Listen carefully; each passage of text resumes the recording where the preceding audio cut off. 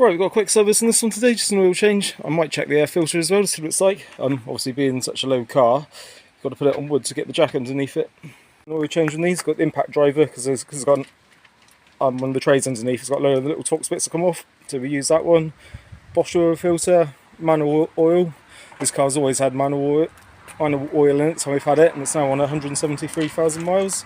So if you've got the car up in the air, just disconnect the oil cap, help it drain, and I'll start getting this panel off underneath. Right, so you've got these three bolts at the back, they're T45s, and then around here you've just got, I think there's like 3 or 4 each side, these little Torx bits. And there's supposed to be one up there in the middle, but looks like I forgot to put that one back in last time or it's fallen out.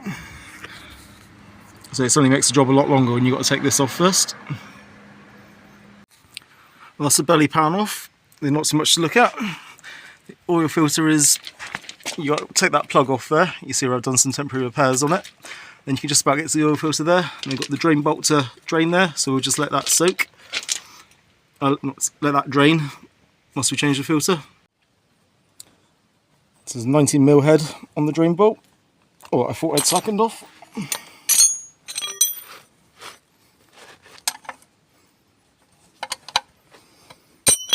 Try that. Just a bit tight on there, probably because it's had lots of oil changes. Nice black oil came draining out, so I tend to do it every 9,000 miles, but I think we went to about 10,000 miles this time between the changes. But obviously on the other cars I do nearer to sort of 3-6 mark, but because this one does so many miles each year, about every 9,000 seems to be doing well for it.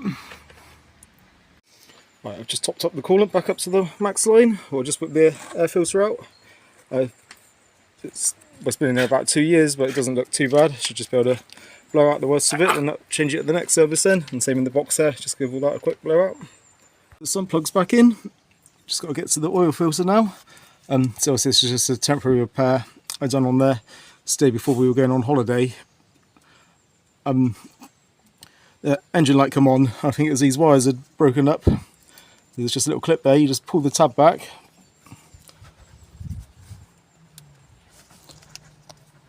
Press it down and the clip just unplugs.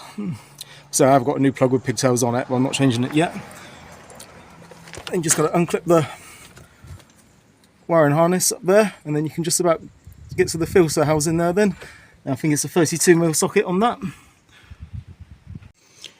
Right, there's the old filter out and housing. Got the new one there to go on. So we've also got this rubber seal to change on there.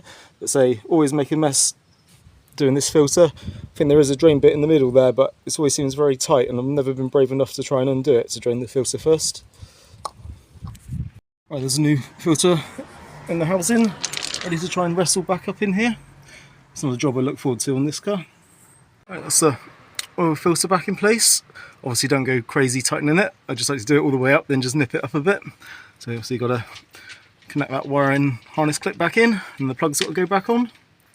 Right, so oil change wise, that's all done. I can get the back cover on now. Obviously before my life got busy and hectic with kids and things, I would refill the oil and run it first just to check there was no leaks, but I can't be bothered to do that today, so we're just going to stick the engine cover back on.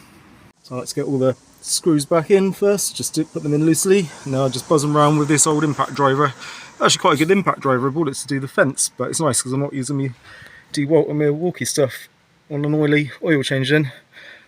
Just looks like I have got a packet of those screws, but I can't find them anywhere, so it's going to be one screw down. Right, putting in the oil now. It's 4 and a bit litres, like nearly 5 litres. I normally stick in just under 5 and don't worry about it, but obviously you want to put in about 4 litres and top it up so you're on max on the dipstick. Well, there's an oil change done on the Golf. So next time I'm going to need a air filter, a new sump bolt. And this is a CV boot. We'll need replacing for the MOT. Also, you've just got the computer in, so I've got to reset oil light, and also the inspection lights popped up as well. So to answer the question then, how hard is it to change your oil in a Volkswagen Golf? It's pretty easy, but it's just a pain. Things could be easier on it, but yeah, glad that job's done.